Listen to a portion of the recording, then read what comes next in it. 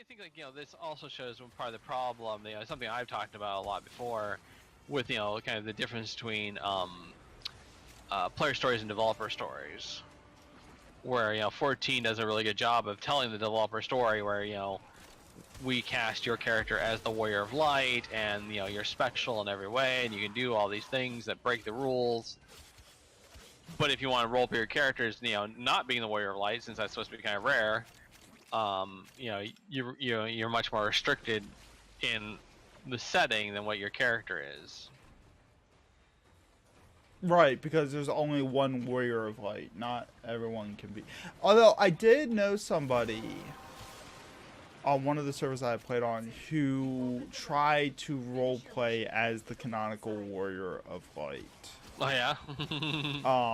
It wasn't on a roleplay server, so like he didn't have anyone there to police his RP. right to correct him. And like he was telling me this, like his character concept and story. I'm just like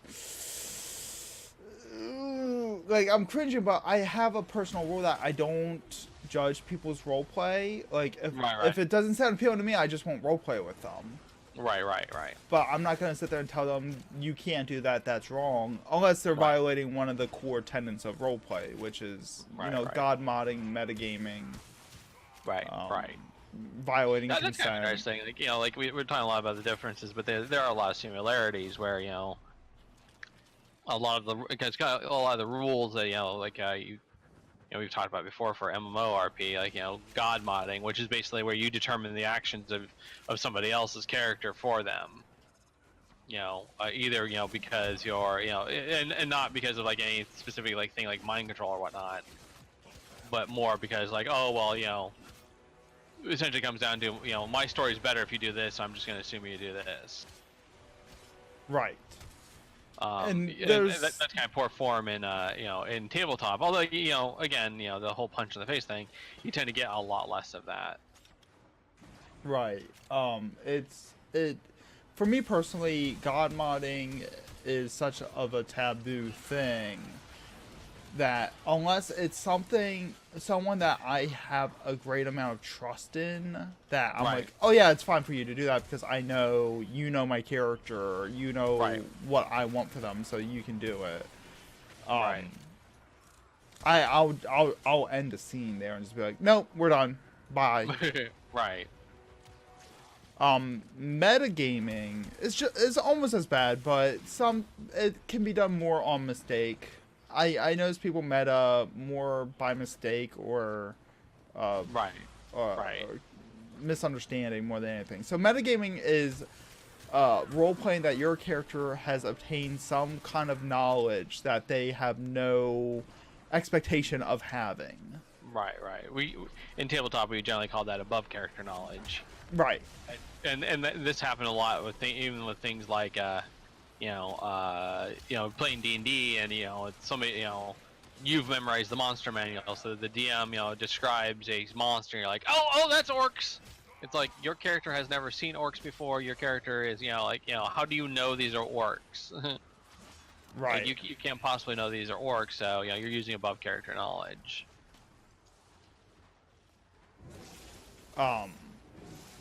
So in MMO roleplay, metagaming is most commonly seen with people that have multiple characters. Right, I can see that. You act on the information one character has when you're on a different character. And most of the time, it's an innocent mistake where someone did a scene on a character, and they just forgot which character they used for that particular scene. Right. And then they'll go, oh, obviously, you remember X, Y, Z, and your partner will go, how does he know about that? Oh, remember that scene? No, you did that on that other character. Oh, shit. Right. Like that's the most common time I see metagaming. But sometimes people will do it just because they want to win, basically. Right. Like I can imagine somebody kind of trying to abuse rules or whatnot, limitations. Like I'll be honest, I meta between my characters a lot because I have four primary roleplay characters I have, and they all live in the same house. So a lot of times I'll just roleplay that one character told another character something. Right. And that's technically metagaming. But yeah, it's understandable metagaming because you're. Let's go. Because they know each other, they're friends, they live under the same house, so it's... And you're not violating, you're not violating your own, agency essentially. Mm. By having one, you could determine that the character would know this, not know this, by yourself. Right. You're not telling someone else, oh, you know this or you don't know this or. Right, exactly. But that is an example of metagaming that is, I guess, acceptable because it makes sense. It's understandable. Mm.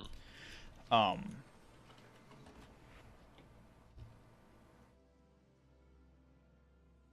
been focused on one tune because in Warcraft I had like a bunch of RP tunes. Yeah, so I'm the opposite. I've never role played more than one character at a time before. So in 14, I decided to try to challenge myself, like take it as like a writing challenge to manage multiple characters because I've never done it before, and I thought it would be an interesting challenge for myself. And I'm slowly losing my mind. Slowly? I mean, it's not going fast, so yes. I guess you are very slow. Huh? Yeah, exactly. Anyways.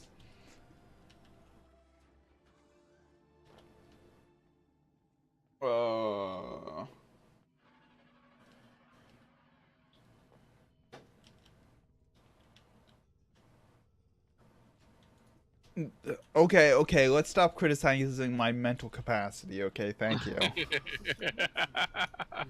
Look, we're just pointing out the obvious here, okay? Look. Look, I can make fun of myself. That's my word. I don't have to stick around here and get it and take this abuse. I can go anywhere and get it. Look, I have to I'm the one that has to live with this. You people can walk away. I'm sorry. Anyways, so I'm sitting here like trying to look at where we are, and I'm lost. We've kind of just walked all over the place, I think so.